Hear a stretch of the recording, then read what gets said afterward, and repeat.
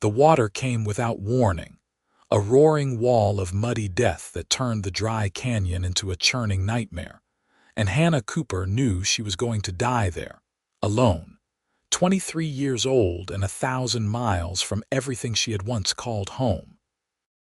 She had been collecting herbs near the canyon bottom when the sky opened up miles away, sending a torrent down through the ancient rock formations.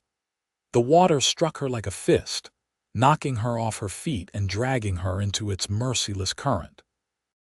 She tumbled through the flash flood, gasping for air between mouthfuls of gritty water, her fingers scrabbling uselessly against smooth stones and sharp branches. Her dress tangled around her legs, pulling her down, and she thought of her mother back in Philadelphia, of how she would never know what happened to her daughter who had foolishly traveled west to become a schoolteacher in Texas. Then something solid closed around her wrist, and Hannah felt herself being hauled upward with such force that her shoulders screamed in protest.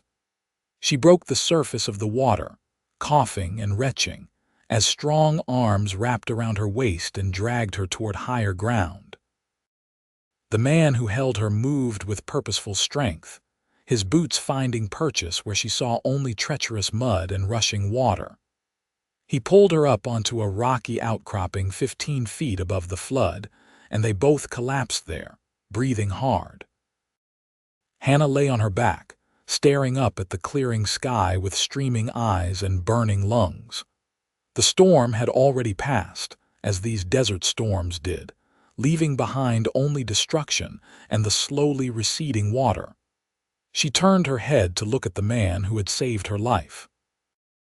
He was perhaps 28 or 29, with dark hair plastered to his forehead and eyes the color of a stormy sea.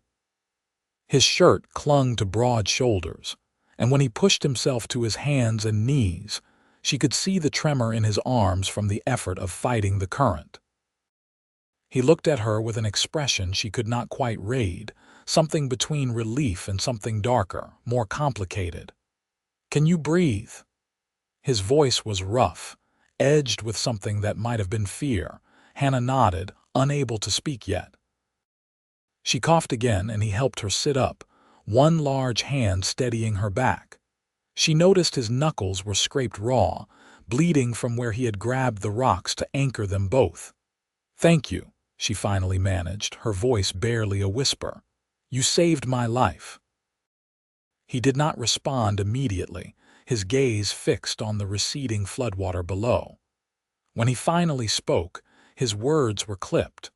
"What were you doing down there? Everyone in Fort Stockton knows not to go into the canyons when clouds are building." "I am new to Fort Stockton," Hannah said, trying to keep the defensiveness from her voice. "I only arrived 3 weeks ago to teach at the schoolhouse. I did not know."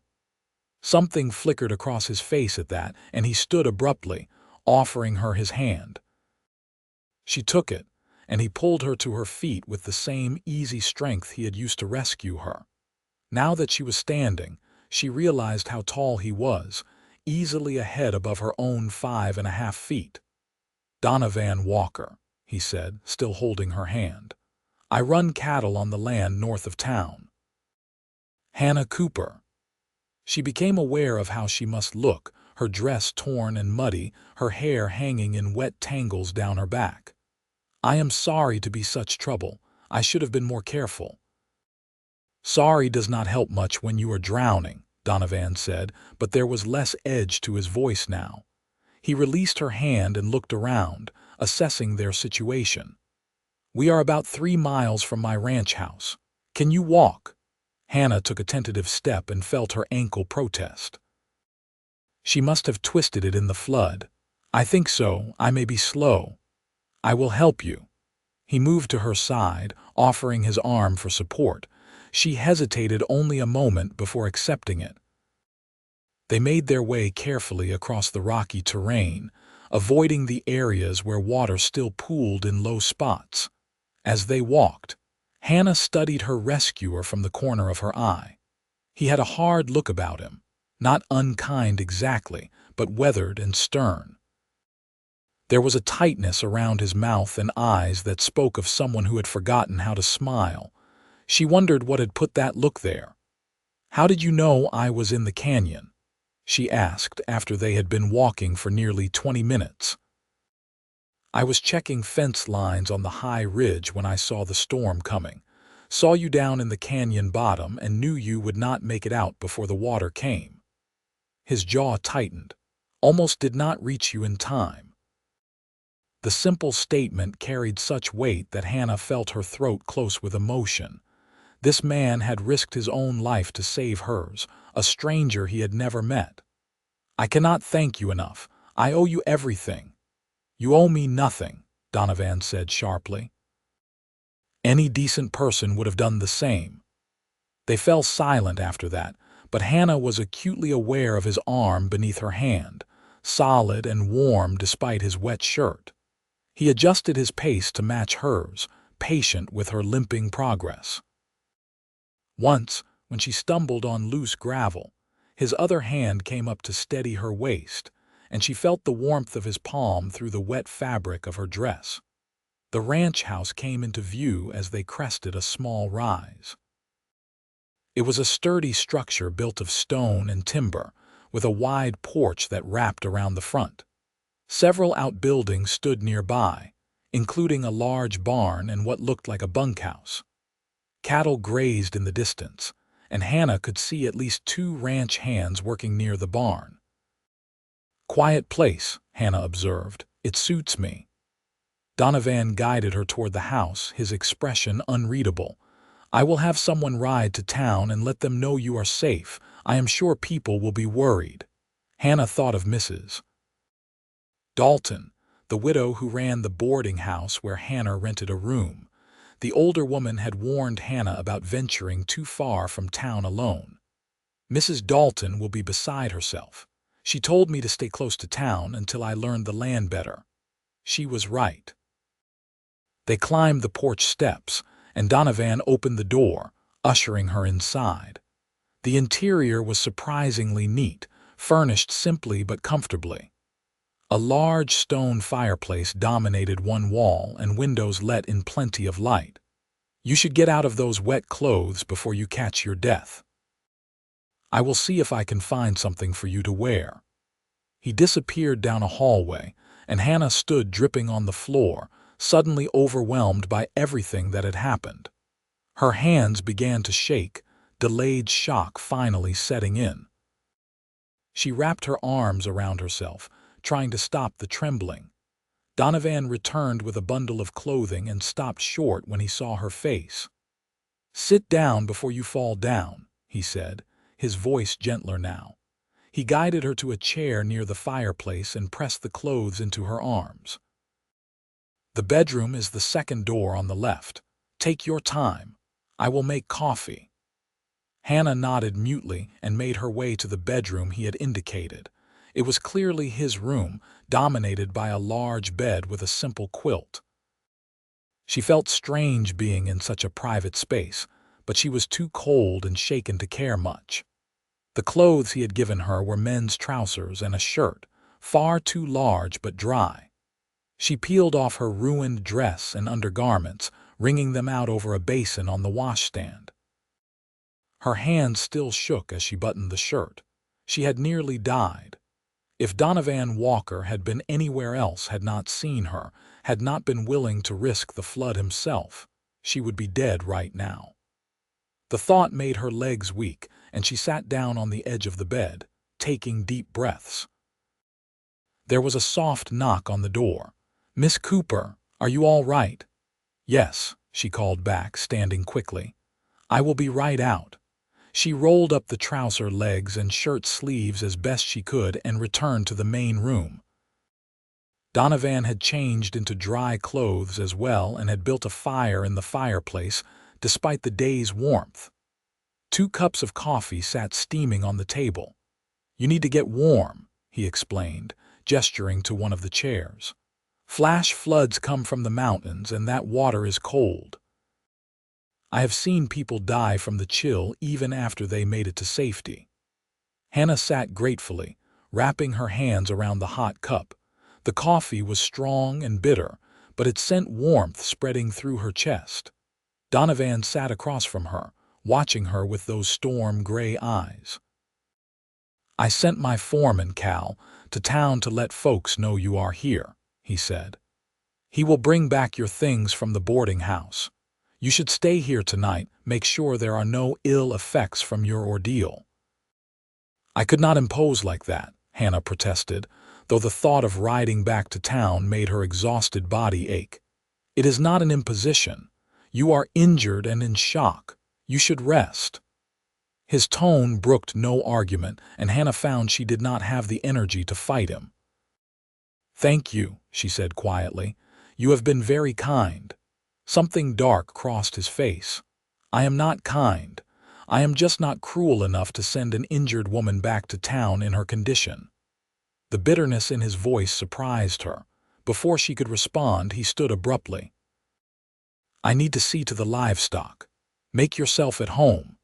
There is bread and cheese in the larder if you are hungry." He left through the front door, and Hannah sat alone by the fire, wondering what had happened to Donovan Walker to make him so determined to deny his own decency.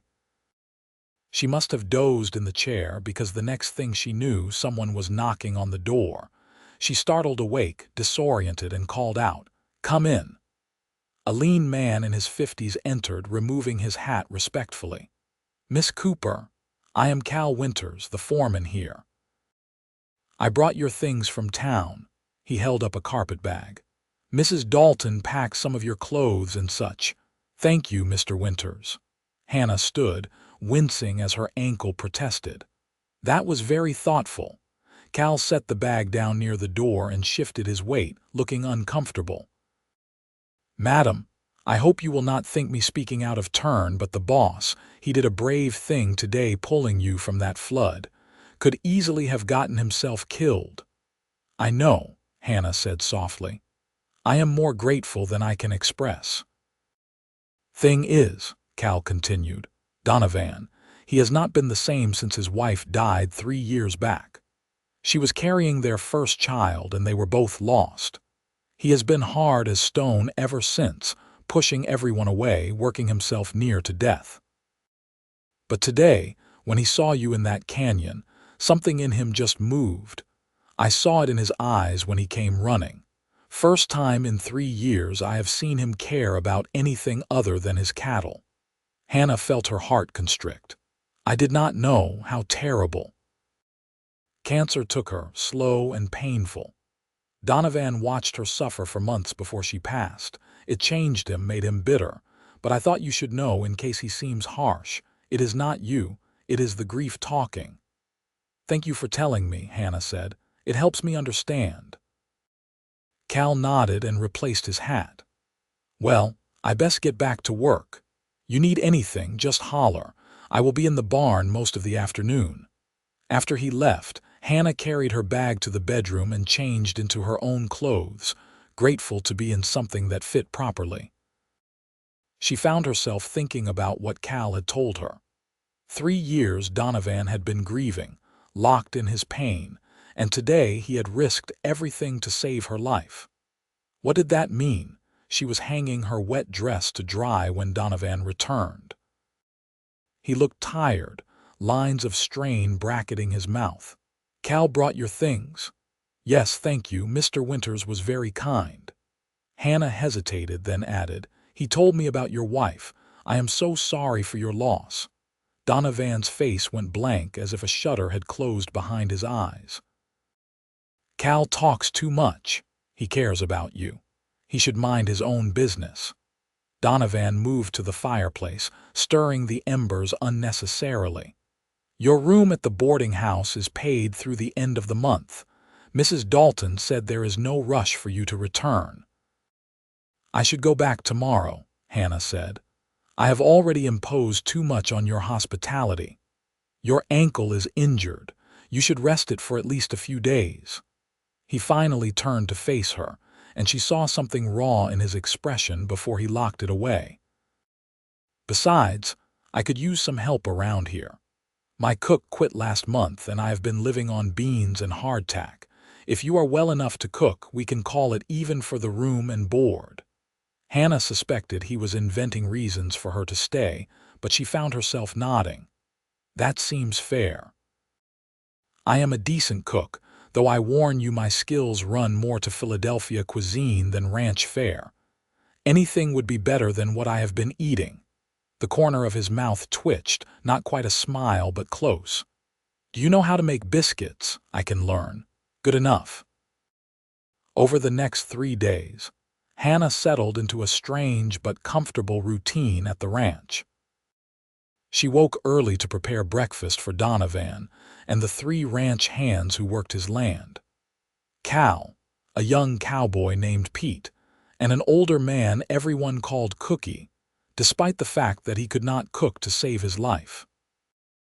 The men were polite and grateful for her meals, which she cobbled together from the supplies in Donovan's well-stocked larder. Donovan himself remained distant, though Hannah caught him watching her sometimes with an expression that made her breath catch. He worked from sunup to sundown, coming in each evening exhausted and covered in dust. Hannah made sure there was hot water for washing and a good meal waiting, and gradually she saw some of the tension leave his shoulders. On the 4th day, her ankle was much improved, and she insisted on helping with more than just cooking. Over Donovan's protests, she took charge of the vegetable garden, which had been sadly neglected. She also began cleaning the house, which clearly had not seen a woman's touch in years. She was sweeping the porch when a wagon rolled up to the house, driven by Mrs. Dalton herself. The widow was a handsome woman in her 50s with sharp eyes that missed nothing. "Hannah Cooper, I came to see if you were still alive, Mrs. Dalton announced, climbing down from the wagon with surprising agility.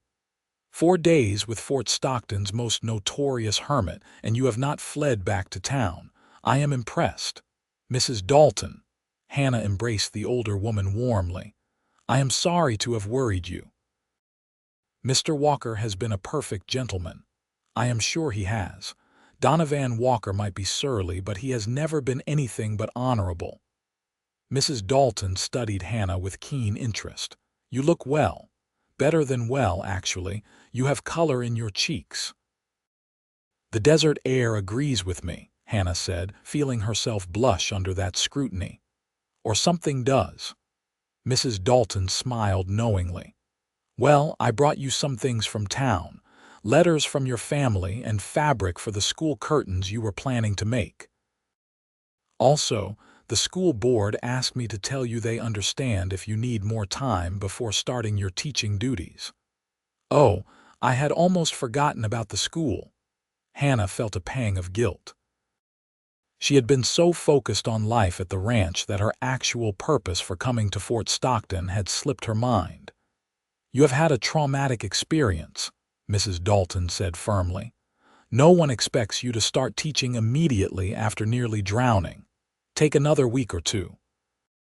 They visited for an hour, and Hannah found herself reluctant to discuss returning to town. She loved the peace of the ranch, the satisfaction of useful work, and if she was honest with herself, the quiet presence of Donovan Walker. When Mrs. Dalton finally left, she gave Hannah a long look that seemed to see right through her. "Be careful, dear," she said softly. "Donovan is a good man, but he has been hurt badly. If you care for him, and I think you are starting to, tread carefully. His heart has been locked away for a long time." That evening, Hannah made roast chicken with vegetables from the garden. Donovan came in looking exhausted, his shirt torn from catching on barbed wire. Without thinking, Hannah crossed to him and began examining the tear. "This can be mended," she said, her fingers brushing the fabric near his shoulder. "Take it off and I will fix it tonight." Donovan went very still under her touch. When she looked up, his face was inches from hers, and the intensity in his eyes made her forget to breathe. For a long moment they stood frozen, the air between them charged with something Hannah had never felt before. "Miss Cooper," Donovan said, his voice rough. "Hannah, you should not do this." "Do what?" She was acutely aware that her hand still rested against his chest, that she could feel his heart beating hard beneath her palm. "Be kind to me. Take care of things. It makes me forget." He stepped back, breaking the contact between them. "It makes me forget that you are just passing through, that you have your own life, that I have no right to want you to stay." The words hung in the air, raw and honest. Hannah felt her own heart racing. "What if I want to stay?" "You do not know what you are saying. You have been here less than a week. You do not know me, do not know what kind of man I am." "Then tell me," Hannah said. "Tell me about your wife, about what happened. Let me know you." Donovan's face twisted with pain. "Her name was Sarah. We were married 5 years. She was everything good in my life, and I watched her die by inches, unable to help, unable to save her. The baby, our son, he died with her. I buried them both on the hill behind the house." Hannah felt tears prick her eyes. "I am so sorry. After she died, I wanted to die too. I worked myself until I could not think, could not feel. And it worked. I stopped feeling anything at all. Until 5 days ago when I saw you in that canyon, and suddenly I was terrified. Terrified in a way I had not felt since watching Sarah slip away. I realized I could still feel, still hurt, and it was like waking up after being dead." "Is that such a bad thing?" Hannah asked softly. "To feel again? It is if it means opening myself up to that kind of loss again." He turned away from her, bracing his hands on the table. "You should go back to town, Hannah. Start your teaching position. Forget about this place and about me." "What if I cannot forget?" The words escaped before Hannah could stop them. "What if I do not want to?" Donovan's shoulders tensed, but he did not turn around. "You deserve better than a bitter widower still in love with a ghost. Should you not let me decide what I deserve?" Hannah moved closer, her heart pounding.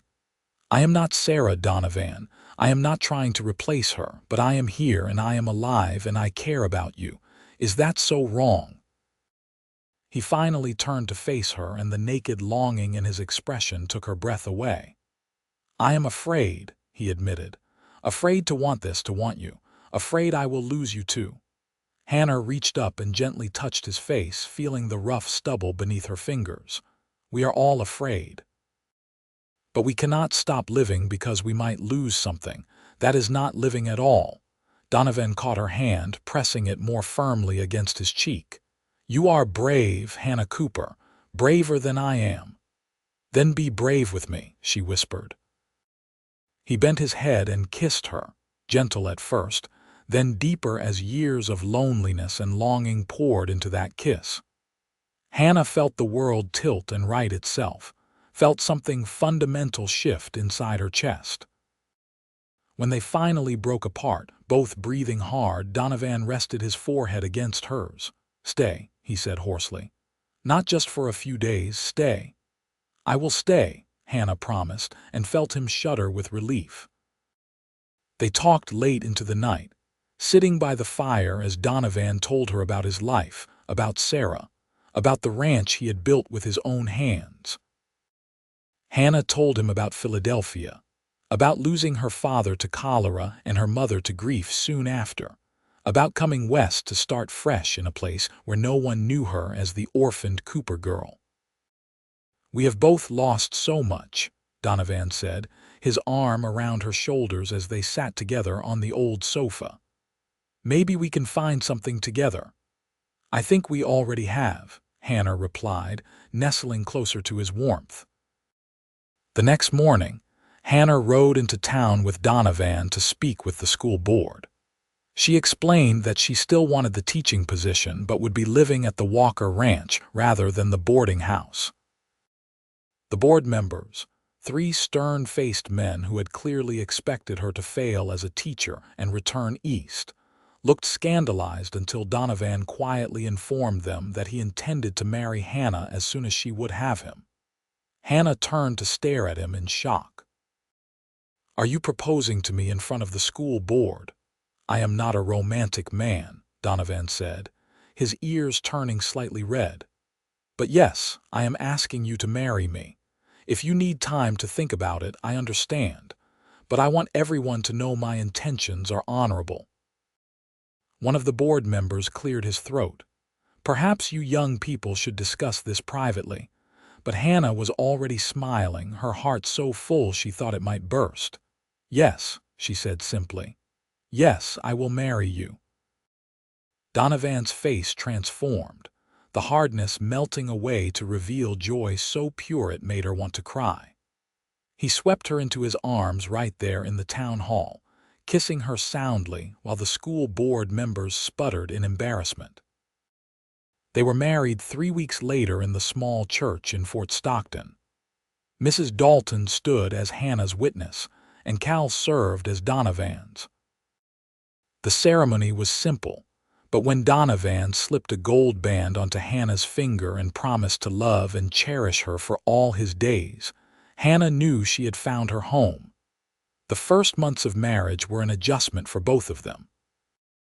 Donovan was not used to sharing his space or his life, and sometimes he retreated into himself, overwhelmed by old grief or new feelings.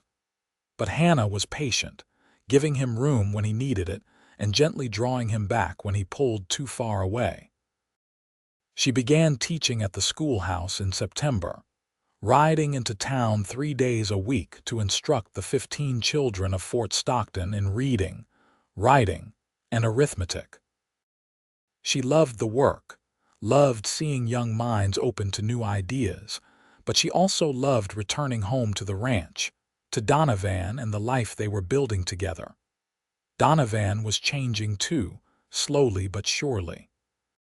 He smiled more, laughed occasionally, and the bitter edge that had colored everything about him began to soften. He brought Hannah wildflowers from the hills and kissed her in the morning before heading out to work. At night, they lay in bed talking about their days, planning for the future. I want to expand the herd, Donovan told her one evening, his hand absently stroking her hair. With cattle prices rising, we could do well. Maybe hire another hand or two. That sounds like a good plan, Hannah agreed. And I have been thinking about planting fruit trees near the house. Apples and peaches, maybe some plums. You are making this into a real home, Donovan said softly. I had forgotten what that felt like. Winter came cold and hard that year, and Hannah discovered that ranch life in the Texas desert was not easy. Storms blew in from the north, bringing temperatures that froze water troughs and made the cattle huddle together for warmth. She learned to help with feeding, to wrap herself in layers of wool and leather, to keep the house warm and meals hot for men who worked in brutal conditions. One particularly bad storm lasted 3 days, trapping them all inside. Hannah cooked massive pots of stew and baked bread, keeping everyone fed while the wind howled outside. On the second day, Donovan found her standing at the window, watching the snow swirl, regretting your decision to stay. He asked, wrapping his arms around her from behind. Hannah leaned back against his chest. Not for a moment, though I will admit this is not what I expected when I imagined the Texas desert. We get snow once or twice a winter, Donovan said. Nothing like back east, but enough to remind us that nature still rules here. Like the flash flood that brought us together, Hannah mused. Yes, Donovan pressed a kiss to her temple. I used to curse those summer storms, the way they came out of nowhere and destroyed everything in their path. But now I am grateful for them. Grateful for the day one brought you into my life. When the storm finally broke, they woke to a world transformed by white. Donovan took Hannah outside and they walked through the fresh snow, their breath forming clouds in the cold air. On the hill behind the house, they stopped at the simple grave markers that bore Sarah Walker's name and that of her infant son. I want you to know that I still love her, Donovan said quietly. That will never change, but my love for her does not diminish what I feel for you. "You are my future, Hannah. You brought me back to life." Hannah took his hand, squeezing gently. "I know, and I would not want it any other way. Sarah was part of making you who you are. I honor that." They stood together in the snow, paying respects to the past while looking toward the future. Spring brought new life to the ranch. The cattle had survived the winter well, and 3 new calves were born in quick succession. Hannah's garden burst into bloom, and she spent her afternoons tending vegetables, and the young fruit trees Donovan had surprised her with, ordering them all the way from California. She was weeding the garden one warm afternoon when she felt the familiar wave of nausea that had been plaguing her for the past week. She sat back on her heels, one hand pressed to her stomach, and allowed herself to acknowledge what she had suspected for days now. She was carrying Donovan's child. The realization filled her with joy and terror in equal measure. She knew how much Donovan had wanted a child with Sarah, how devastating it had been to lose them both. Would he be happy about this baby, or would it bring back too many painful memories? She told him that evening after supper, too anxious to wait for a better moment. They were sitting on the porch watching the sunset when she took his hand and placed it over her stomach. "I think I am going to have a baby," she said simply. Donovan went absolutely still, his hand warm against her middle. When he finally looked at her, his eyes were bright with unshed tears. "Are you sure?" "As sure as I can be. I have missed my monthly courses and I have been sick in the mornings. I think I am about 8 weeks along." Donovan's hand trembled against her stomach. "I am terrified," he admitted. "After what happened with Sarah, after losing them both, I do not know if I can go through that again." "I am scared too," Hannah said honestly, "but we cannot live our lives in fear of what might happen. We have to have faith." He pulled her close, holding her as if she were made of glass. "I love you so much, Hannah. I could not bear to lose you." "You will not lose me," she promised, though she knew it was a promise she might not be able to keep. Childbirth was dangerous, even more so in the remote Texas desert, but she pushed the fear away and focused on the joy. "We are going to have a baby, Donovan. We are going to be a family." Over the following months, Donovan became almost obsessively protective. He insisted Hannah stop riding into town to teach, arranging for a substitute teacher to take over her classes. He would not let her lift anything heavy or work too hard in the garden. Hannah found his concern both touching and exasperating. "I am pregnant, not dying," she told him after he refused to let her help with the canning. "Women have been having babies since the beginning of time." "Not my wife," Donovan said stubbornly. "Not if I can help keep you safe, Mrs. Dalton visited frequently, bringing advice and supplies and much-needed perspective. "You need to let her live, Donovan," she said bluntly during one visit. "Wrapping her in cotton wool will not keep her safe. It will just make her miserable." "I cannot lose her," Donovan said, his voice breaking. "And you cannot control fate," Mrs. Dalton replied more gently. "All you can do is love her and support her and trust that everything will be all right." As Hannah's belly grew round with child, something beautiful happened. Donovan began to relax, to believe that maybe this time things would be different. He talked to the baby, his hand on Hannah's stomach, telling their child about the ranch, about the horses and cattle, about the life they would have together. One night as they lay in bed, the baby kicked hard enough for Donovan to feel it.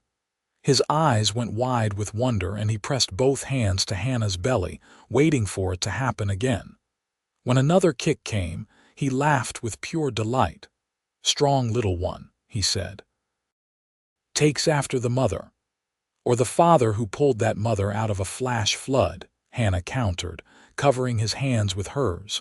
Winter came again, and Hannah grew increasingly uncomfortable as her body swelled with pregnancy. Mrs.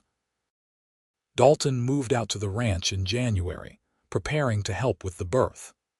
A doctor from the nearest large town, over 50 miles away, had agreed to come when Hannah's time drew near, but in Frontier, Texas, there were no guarantees. The baby came on a cold February morning, arriving with the same dramatic urgency that characterized everything in this wild land. Hannah's water broke at dawn, and the pains came hard and fast. By the time the sun was fully up, she was in the grip of labor, clinging to Mrs. Dalton's hands while Donovan paced outside the bedroom like a caged animal. "You need to let him in," Hannah gasped between contractions. "Please, I need him." Mrs. Dalton hesitated, then nodded and called for Donovan. He came in looking pale and terrified, but when he saw Hannah's outstretched hand, he crossed to her immediately. "I am here," he said, taking her hand and kissing her sweat-dampened forehead. "I am right here, and I am not going anywhere." Hannah held onto him through the long hours of labor, drawing strength from his presence. When the pain became unbearable, she looked into his eyes and remembered the day he had pulled her from the flood, remembered the strength in his arms and the determination in his face. If she had survived that, she could survive this. Just after noon, with one final push, their son entered the world. He was red-faced and furious, announcing his arrival with healthy wails that filled the room. Mrs. Dalton cleaned him quickly and placed him in Hannah's arms, and Hannah felt her heart expand to hold this new, overwhelming love. Donovan stared at his son with an expression of awe and terror. "He is perfect," he whispered. "You are both perfect. Would you like to hold him?" Hannah asked, and carefully transferred the baby to Donovan's arms, watching her strong, stoic husband cradle their tiny son with infinite gentleness. Tears streaming down his face, Hannah knew that Donovan had finally healed. The grief would always be part of him, but it no longer defined him. He had found his way back to love, to hope, to life. They named him Daniel, after Donovan's father, and he was indeed perfect. He had his father's gray eyes and his mother's delicate features, and from the very beginning, he owned both their hearts completely. The first months with a newborn were exhausting and wonderful. Hannah had never been so tired in her life, but she had also never been so happy. Donovan was a devoted father, taking Daniel out to the barn to show him the horses, sitting with him in the evenings while Hannah rested, walking the floor at night when the baby could not sleep. Cal and the other hands were equally smitten, taking turns entertaining Daniel when Hannah brought him outside. Even Cookie, who claimed to have no use for babies, could often be found making silly faces to get a smile. Hannah returned to teaching when Daniel was 6 months old, bringing him along to the schoolhouse. The older girls helped watch him while she taught, and the children all adored having a baby in the classroom. It was unconventional, but this was Texas, and unconventional was the norm. Life settled into a comfortable rhythm. The ranch prospered under Donovan's careful management, and they were able to make improvements to the house and buy more land. Hannah's fruit trees began producing, and she learned to preserve enough food to see them through the winters. Daniel grew from a baby into a curious toddler, then a bright young boy who followed his father everywhere. 2 years after Daniel's birth, Hannah had a daughter they named Helen, who looked nothing like either parent but had a stubborn streak a mile wide. Donovan claimed she got it from her mother, but Hannah knew better. Helen was pure Walker determination wrapped in a tiny package. Time passed in the way it does when life is full and good. Daniel started school and proved to be a natural scholar, while Helen showed an early aptitude for handling horses that thrilled her father. They added more children to their family. Another son named Matthew, who was quiet and thoughtful, and finally a daughter named Elizabeth, who was born during a summer thunderstorm and seemed to carry that wild energy in her spirit. Donovan grew older, his dark hair silvering at the temples, but the hardness that had once defined him never returned. He became known throughout Fort Stockton as a fair man, quick to help neighbors in need and slow to judge. He served on the school board and helped build a new church when the old one burned down. People who had known him before Hannah came to town remarked on the change, on how love had transformed the bitter hermit into a pillar of the community. One evening, when their children were grown and Daniel was preparing to take over management of the ranch, Donovan and Hannah sat on the porch watching the sunset, just as they had so many times before. They were both gray now, their faces lined with years of sun and laughter, their hands weathered by decades of work. "You remember the day we met?" Hannah asked, her hand in his. "Every detail," Donovan replied. "I remember how you looked lying on that rock, half drowned but still fighting. I remember thinking you were the most beautiful thing I had ever seen and being terrified by that thought. I remember thinking you were very stern and not particularly friendly," Hannah said with a smile. Donovan laughed, the sound warm and easy. "I was both of those things. I was also a fool trying to push you away, but I stayed anyway." "You stayed anyway," he agreed. "You were stubborn like that. I prefer to think of it as determined." Hannah leaned her head on his shoulder, comfortable in the way that only decades of marriage could bring. "You called me the calm after your storm once, do you remember?" "I do. It was true then, and it is still true now. You brought peace to my chaos, light to my darkness. You saved me, Hannah, just as surely as I saved you from that flood." "We saved each other," Hannah corrected gently. "That is what love does. It saves us from ourselves and shows us who we can be." They sat in comfortable silence as the sun painted the sky in shades of orange and gold. In the distance, they could hear their children and grandchildren laughing, gathering for the weekly family dinner that had become tradition. The ranch house that had once been so quiet now rang with life and love. Daniel appeared on the porch, his own young son balanced on his hip. "Dinner is ready when you are. Grandma's pot roast, just like she taught Mom to make." "We will be right in," Donovan said, though he made no move to stand yet. Daniel smiled knowingly and went back inside, leaving his parents alone with their memories and each other. "I never thought I would be this happy again," Donovan said quietly. "After Sarah died, I thought my life was over. I never imagined I could have all of this." He gestured toward the house, toward the sounds of family within. "You gave me everything, Hannah." "We gave each other everything," Hannah said. "That day in the canyon when the flood came and you pulled me out, I thought you were just saving my life. But you gave me so much more than that. You gave me a home, a family, a purpose. You gave me love." Donovan pulled her close, kissing her forehead the way he had done thousands of times over the years. "I love you, Hannah Walker. I have loved you since that first day, even when I was too afraid to admit it." "I love you too," Hannah replied. "I always will." As they finally stood to join their family, Hannah thought about the strange path that had led her here.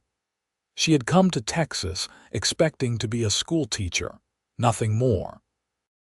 She had never imagined that a flash flood would change the course of her entire life, would lead her to a love so deep and enduring that it transformed everything.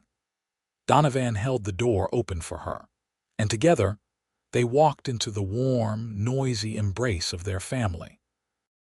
Their children and grandchildren gathered around the long table that Donovan had built when Daniel was born, telling stories and sharing food and creating new memories to add to the collection of years. Later that night, after everyone had gone home and the house was quiet again, Hannah and Donovan lay in bed together, her head resting on his chest, his arms around her. "You have any regrets?" Donovan asked into the darkness. Hannah thought about her life, about the choices she had made and the paths she had taken. She thought about Philadelphia, about the life she might have lived if she had never come west. But mostly she thought about this man, this good man who had saved her life and then spent every day since making sure she knew she was loved. "Not a single one," she said. "You. Only that I wasted 3 years being miserable when I could have been living," Donovan replied. "But even that led me to you, so I cannot regret it too much." "Everything led us to each other," Hannah said. "Every choice, every loss, every storm, it all brought us to that canyon on that day." "The flood that gave me everything," Donovan murmured, already drifting toward sleep. Hannah closed her eyes, listening to the steady beat of his heart beneath her ear. Outside, the desert night was cool and clear, stars scattered across the sky like diamonds. Somewhere in the distance, a coyote called, and cattle moved restlessly in the darkness. This was their land, their home, the life they had built together from loss and hope and love. She had been rescued from a flash flood, and in return, she had been the calm after his storm. But the truth was simpler and more profound than that. They had rescued each other, and in doing so had discovered that love was not about replacing what was lost, but about having the courage to open your heart again, to risk everything for the chance at happiness. As she fell asleep in her husband's arms, surrounded by the life they had created together, Hannah knew with absolute certainty that every trial, every hardship, every moment of fear and pain had been worth it. Because all of it, every single moment, had led her here, to this man, to this love, to this beautiful, imperfect, perfect life. The years continued to pass gently after that, measured not in dramatic events but in the quiet accumulation of days well lived. Donovan and Hannah watched their children build their own lives, supported their grandchildren's dreams, and held each other through the inevitable losses that come with age. When Donovan finally passed away at the age of 78, it was peacefully in his sleep, with Hannah's hand in his. She mourned him deeply, but without the desperate grief that might have consumed her in younger years. They had had 45 good years together, and she was grateful for every single one. Hannah lived another 5 years after Donovan's death, surrounded by the family they had created together. She spent her days in the garden she had first planted as a young bride, teaching her great-grandchildren the names of plants and telling them stories about their grandfather, the stern rancher who had risked everything to save a foolish young schoolteacher from a flash flood. When her time came, she was buried beside Donovan on the hill behind the house, next to Sarah and the baby son who had never drawn breath. There was a poetry to it. Hannah thought in her final days that Donovan rested between the woman who had given him his first chance at love and the woman who had given him his second. Love was not finite, could not be divided or diminished. It simply was, eternal and ever-expanding. The ranch stayed in the family, passed down through Daniel and his children, each generation adding their own stories to the legacy that Donovan and Hannah had begun. And on hot summer days, when thunderstorms built over the mountains and water rushed through the canyons, the Walker family remembered the flood that had brought their family into being, the storm that had led to 45 years of calm, and the love that had saved 2 broken people and made them whole.